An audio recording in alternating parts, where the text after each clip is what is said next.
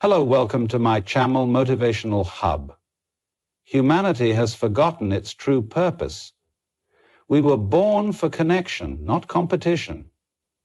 This idea is not just a poetic thought, it's a fact that echoes through our history, our biology, and our stories.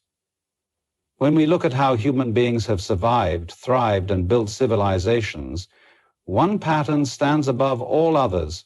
We did it together.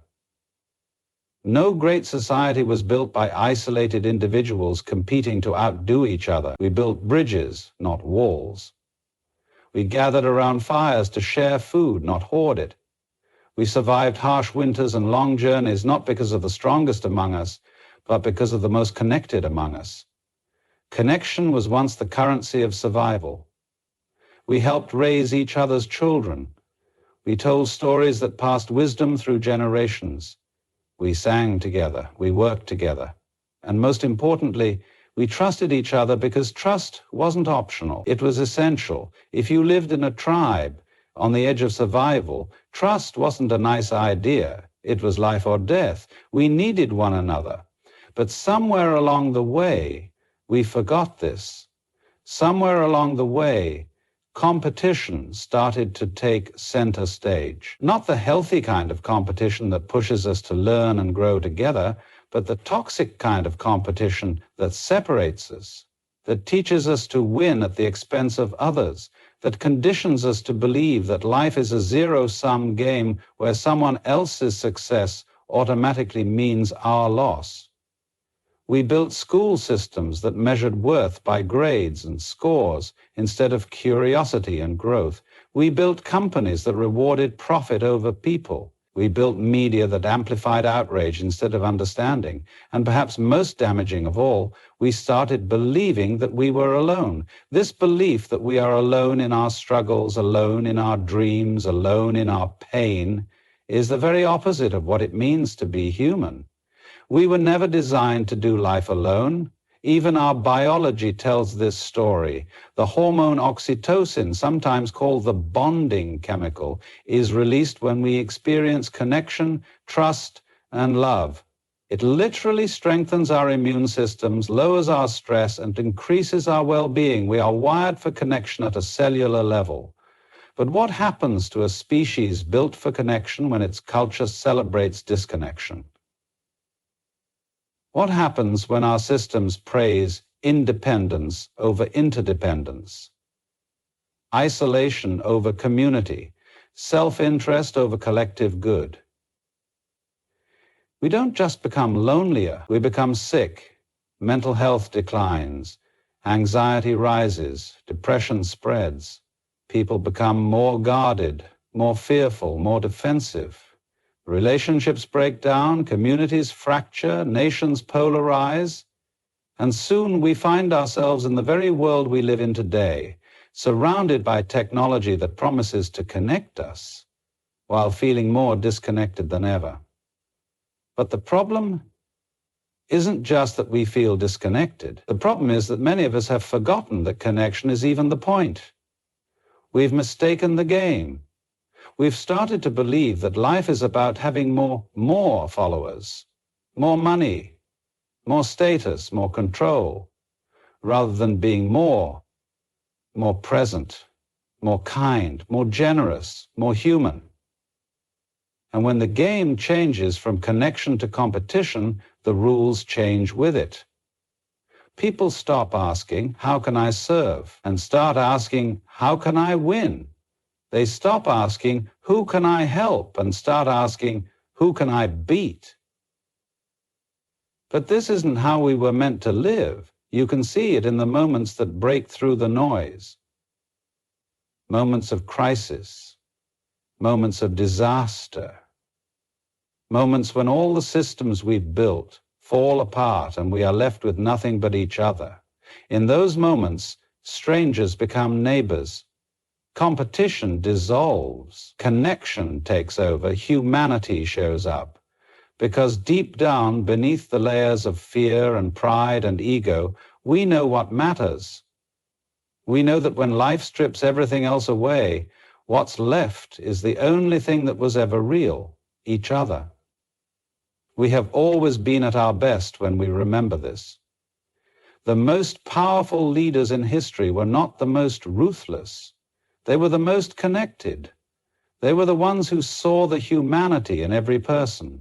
They were the ones who built bridges across difference, who fostered trust, who led with empathy. The greatest achievements of our species, art, music, discovery, exploration, were never about one person standing alone on a pedestal. They were about people coming together, pooling their gifts, and creating something bigger than any one individual could create on their own. This is not just an ancient lesson. It's a modern necessity. Our world is more interconnected than ever before, not just technologically, but economically, environmentally, socially. Our choices ripple across oceans. Our actions impact people we may never meet. We are bound together in ways we cannot untangle. And yet, so much of our culture teaches us to see life as a race to the top, a race to be the best, a race to have the most. But life is not a race. It's a dance. It's a shared story.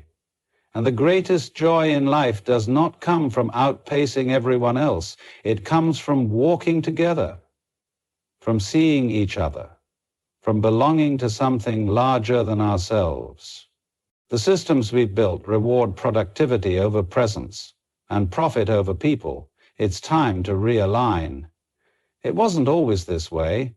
There was a time when work was an extension of community, when the purpose of business was to serve, to create value that helped people live better lives. Work wasn't just about what we did, it was about who we did it with and who we did it for. But somewhere along the line, the purpose shifted, the systems changed. Efficiency became the goal, speed became the priority, and people slowly became a means to an end, rather than the reason the system existed in the first place. We live in a world that measures success by output. We measure our days by how much we've checked off a list. We measure our worth by how busy we are. We celebrate hustle. We glorify grind. We promote the idea that the person who sacrifices the most, sleeps the least, and outworks everyone else is the one who deserves to win. But what kind of life is that really building? What kind of world does that create? When did it become normal for people to feel exhausted, disconnected, and anxious, not as a sign that something is wrong with the system, but as a badge of honor? We have built workplaces that treat people like machines. Systems designed for productivity above all else eventually forget the very thing that makes us human, our need for meaning, connection, rest, and belonging. We optimize for speed without asking if we are going in the right direction. We reward short-term gains without asking about long-term costs.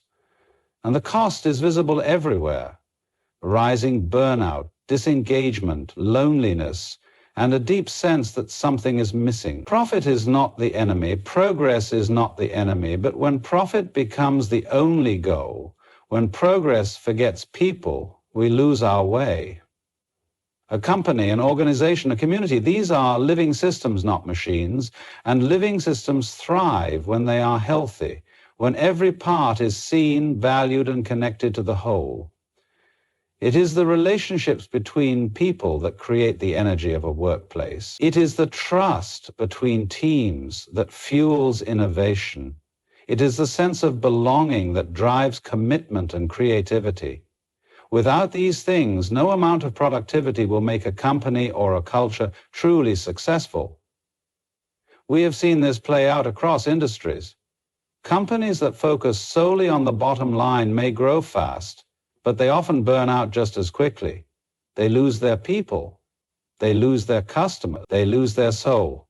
Meanwhile, organizations that lead with purpose, that invest in their people, that create environments of safety, trust, and care, these are the organizations that last. These are the leaders people want to follow. These are the places people want to stay. Presence matters more than productivity. Presence is what allows people to feel seen, heard, and valued. Presence is what turns co-workers into teammates, bosses into mentors, and customers into loyal advocates. It's not about slowing down for the sake of being slow. It's about pausing long enough to ask better questions, to listen deeply, to understand what really matters. Presence creates the conditions for real growth. Growth that is sustainable, human, and deeply rooted in trust. The systems we've built didn't come from bad intentions. They came from a moment in history when different challenges required different solutions. Industrial year systems were designed for efficiency, for scale, for mass production. But we no longer live in that world. We live in a world where creativity, connection, and adaptability are far more valuable than speed alone. And yet our systems have not caught up. We are still applying old models to new realities. We are still using metrics that measure output but ignore well-being.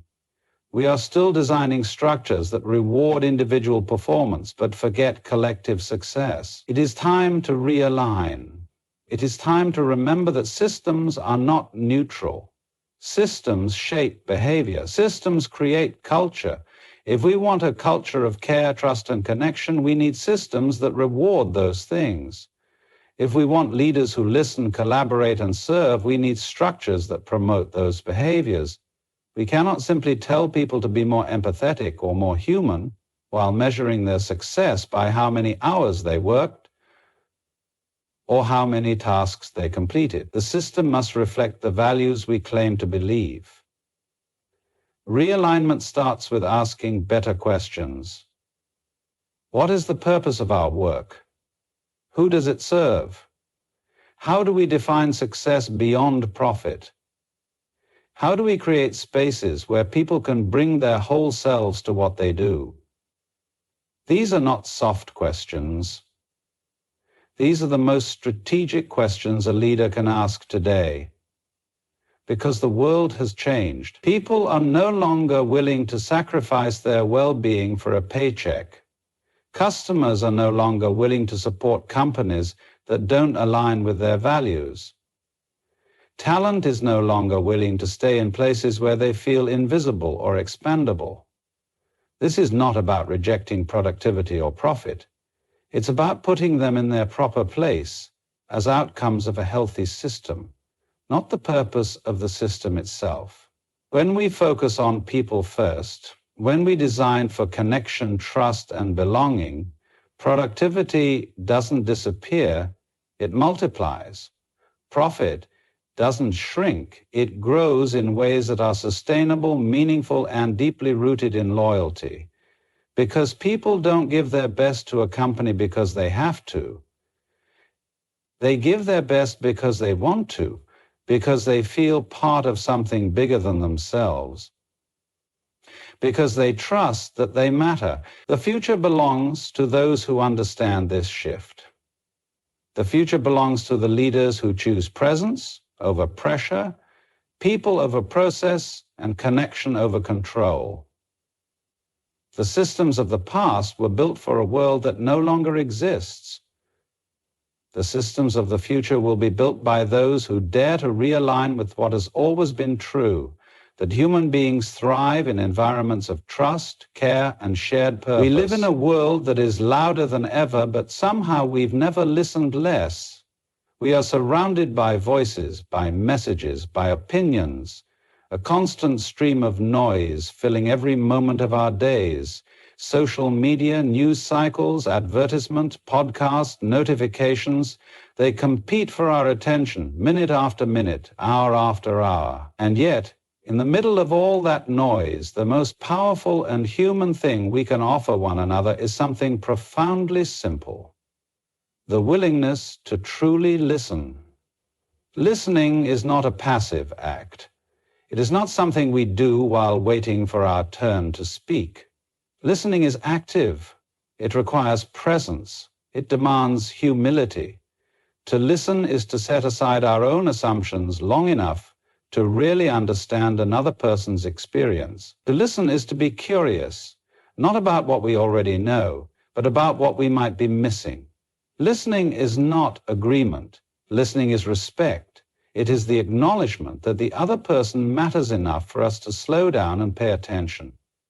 The problem is, we've been trained to believe that listening is a luxury, something we do if we have time left over after we've said what we need to say, after we've shared our point of view, after we've convinced the other person of our truth. But that's not how human connection works. That's not how trust is built. Listening is not what happens after communication, it is the foundation of it. In our relationships, in our workplaces, in our communities, most people are not walking around desperate for advice. Most people are desperate to be seen, to be heard, to know that their experience matters. Most people are carrying stories no one has ever asked to hear. Most people have ideas they've never been invited to share. And when we listen, really listen, we send a signal more powerful than any speech, any argument, or any slogan. We send the signal, you matter. It sounds so obvious. And yet, look around. We see the consequences of a world that has forgotten how to listen. Polarization grows because we are quicker to label than to understand.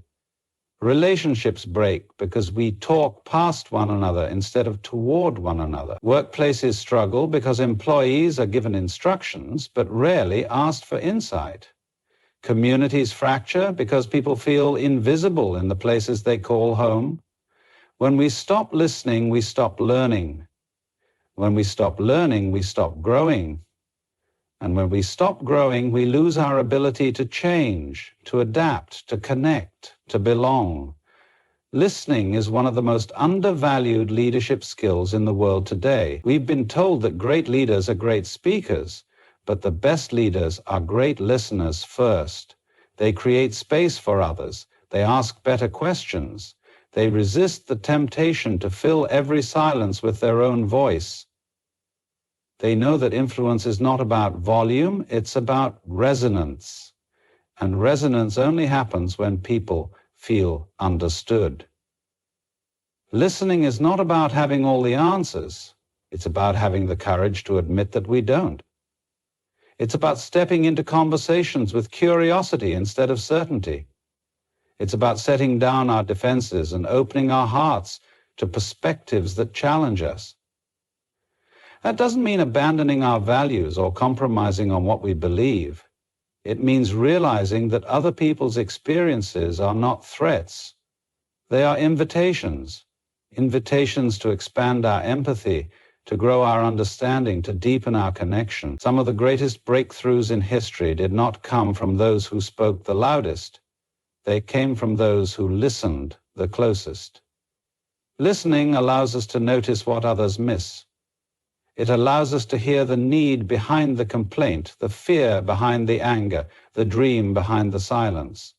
It allows us to go beneath the surface and understand what really matters. And when we understand what really matters, we can lead in ways that are compassionate, creative, and wise. Listening also requires slowing down. We cannot listen well when we are rushing through life. We cannot listen well when we are only half present, and we cannot listen well when we are busy crafting our next response while someone else is still talking. True listening is a practice. It's a discipline of presence. It asks us to be quiet, not just on the outside, but on the inside too. To set down our need to be right, to set down our assumptions about what's coming next. To meet the moment with openness. This matters not just for leaders, but for all of us. In families, in friendships, in everyday encounters. The world changes when people feel heard. Trust grows where listening lives. Healing begins where listening happens. Collaboration thrives where listening leads. Listening is not flashy. It does not demand the spotlight, but its impact is undeniable. Listening is the doorway to empathy. Empathy is the doorway to connection. And connection is the foundation of every healthy relationship, every thriving community, every meaningful movement. In a noisy world, the quietest thing we can do might just be the most powerful. To listen without judgment, to listen without interruption, to listen not to win, but to understand. This is how bridges are built. This is how walls come down. This is how divided people find common ground. Because beneath all the noise, beneath all the difference, every human being carries a story worth hearing. Every human being carries a voice worth honoring. Every human being carries a truth worth understanding. We are living in an age where technology has given us more ways to connect than ever before. Yet many people feel more isolated, more divided, and more disconnected than they have in generations. We scroll through social media feeds filled with thousands of people, but we struggle to have real conversations. We live in crowded cities, surrounded by millions, and yet loneliness has quietly become one of the greatest public health crises of our time. And the reason is simple. Connection is not about proximity, it's about presence. It's not about how many people are around us, but how deeply we choose to show up for one another. Human connection is the most basic of human needs. From the moment we are born, we crave to be seen, to be loved, to belong. No amount of technological advancement will ever change that truth. But the kind of connection that nourishes us, the kind that gives life meaning, requires intention. It requires effort. It requires us to move beyond the surface level of interaction and toward something deeper, something more human. We have built a culture obsessed with speed and convenience. We want instant responses, quick solutions, fast friendships. But true connection doesn't operate on that timeline. Connection is not efficient, it's messy, it's unpredictable, it takes time. It asks us to slow down when everything around us tells us to speed up. It asks us to pay attention when we are tempted to look away. It asks us to care when it would be easier to stay detached. The truth is, connection happens in the small moments that are easy to overlook. It happens in eye contact that lingers a second longer. It happens in the question that shows someone you care enough to go deeper. It happens in the space we create for someone to show up as they really are, not as they think they should be. It happens in the ordinary, not the extraordinary. But we miss those moments when we're too busy, too distracted, or too self-focused. Every person we meet carries an invisible story. They carry struggles we cannot see, dreams we do not know, pain they may never speak aloud. And connection happens when we remember that. When we choose to meet people not for what they can do for us, not for how they appear on the outside, but simply because they are human, just like us. The most powerful connections are born from empathy, the willingness to step into someone else's experience and see the world through their eyes. We don't build connection by impressing people. We build connection by being real with people. Vulnerability is the bridge between isolation and intimacy. When we drop the mask of perfection, when we allow ourselves to be seen fully, flaws and all, we give others permission to do the same. It's easy to connect with someone's success. It's transformational to connect with their humanity. It's in those honest moments of shared struggle, shared laughter, and shared hope that we remember we are not alone. One of the most beautiful truths about human connection is that it multiplies. The more we offer it, the more we receive it. The more we practice empathy, the more it grows in us. The more we show up for others, the more people show up for us. Connection is not a resource that runs out. It is a well that gets deeper the more we draw from it. But connection also requires courage. It means taking the risk to reach out first. It means saying hello when it feels awkward. It means offering kindness when we're unsure how it will be received. It means being willing to be rejected and still choosing to care. The alternative, isolation, disconnection, loneliness, might feel safer, but it costs us something far greater. It costs us the very thing that makes life worth living, the experience of being deeply known and deeply loved. We see this so clearly in times of crisis. In moments of disaster, tragedy, or fear, people instinctively reach for one another. We help strangers. We check in on neighbors. We put down our differences and pick up our shared humanity. But what if we didn't wait for crisis to connect? What if we lived every day with that kind of awareness, that we belong to each other, that we need each other, that we are stronger together than apart? Connection is not just a personal act, it is a cultural responsibility.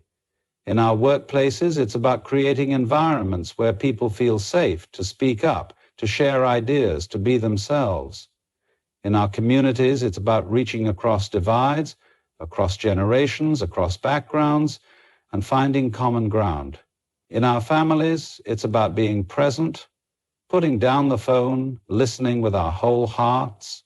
In every space we enter, we have the chance to be the kind of person who makes connection possible, and the impact of that choice ripples outward. When people feel connected, they thrive. They are more creative, more resilient, more generous. They are healthier mentally and physically. Connection gives us the courage to face hard things because we know we don't have to face them alone. It inspires us to dream bigger because we know we have people who believe in us. It challenges us to grow because we know we are loved not in spite of our imperfections, but with them. Every generation is given a responsibility, a moment in time where we must decide what kind of legacy we are willing to leave behind. It's not about wealth. It's not about monuments. It's not about the stories people will tell about us when we're gone. It's about the invisible imprint we leave on the world through the choices we make, the values we live by, and the way we treat one another. Legacy is not something we build at the end of our lives. Legacy is built every single day with every action, every word, every decision. We live in a world obsessed with personal success. We're taught to climb higher, accumulate more, and focus on individual achievement. But true legacy has never been about what we take. It has always been about what we give. The people who leave the greatest mark on humanity are not those who gather power for themselves, but those who empower others. They don't hoard influence, they share it. They don't build walls, they build bridges. Their lives whisper a simple truth, that we are not here to serve ourselves. We are here to serve something greater. Legacy begins when we start thinking beyond ourselves. It happens when we ask bigger questions. What will the world look like because I was here? Will it be more divided or more united? Will people be more afraid or more hopeful? Will I have added beauty or taken it away? These are not abstract ideas. They are choices made in boardrooms, classrooms, kitchens, and quiet conversations. Every single one of us has the power to create ripples far beyond what we will ever see. But to live with that level of responsibility requires a shift in perspective. It requires us to see time not just as hours and days, but as moments filled with opportunity to plant seeds we may never personally harvest. It requires us to lead not just for applause today, but for impact that lasts long after we're gone. It requires patience. It requires vision. It requires us to believe in a future that may not look like the present, a future shaped by kindness, justice, and love. Legacy is not always loud. Some of the most powerful legacies were built quietly, without recognition or praise. A teacher who believes in a child when no one else does leaves a legacy of confidence that shapes a life. A parent who models integrity plants values that guide generations. A stranger who shows unexpected kindness sparks hope in a heart that was close to giving up. We may never know the full impact of these moments, but that does not make them any less real. Legacy is not measured in headlines, it's measured in human hearts. But living for legacy also asks us to face difficult truths. It asks us to confront our own ego, to recognize where we have been selfish, where we have fallen short, where we have caused harm. It asks us to make amends, to change, to grow. The people who leave the greatest legacies are not perfect. They are willing to be honest about their imperfections. They are willing to listen, to learn, to lead with humility. Because legacy is not about being remembered as flawless. It's about being remembered as someone who cared enough to try. We also must understand that legacy is collective. It's not about one person changing the world alone. It's about millions of ordinary people doing small things with extraordinary love. It's about community. It's about collaboration. It's about lifting others up, so that together we can build something none of us could build alone. The greatest legacy we can leave is a culture where people feel safe, seen, and supported, where the next generation inherits not just our successes, but our wisdom, our compassion, and our courage. Every day presents us with a choice, to live for comfort or to live for contribution.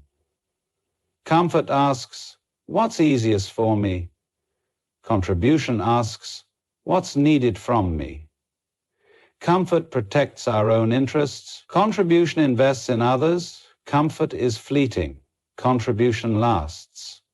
And the paradox is this: when we live for contribution, we discover a deeper comfort, a deeper fulfillment than comfort alone could ever offer. We find purpose, we find connection, we find meaning. This doesn't require grand gestures. It requires consistent presence. It requires showing up even when no one is watching. It requires doing the right thing even when it's hard. It requires teaching our children not just how to succeed, but how to care. It requires building businesses that value people over profit. It requires creating art that inspires, writing words that heal, offering hands that help. It requires living with the long view in mind, not just what benefits us today, but what blesses others tomorrow. And we must remember, legacy is not guaranteed. It must be cultivated. It must be protected. It must be passed on intentionally. The world will not automatically become better because we hope it will. It will become better because people like us choose to make it better. We will leave a legacy, whether we intend to or not. The question is not whether we will leave one. The question is, what kind of legacy will it be? Will it be a legacy of fear or a legacy of love? A legacy of isolation or a legacy of connection? A legacy of division or a legacy of unity?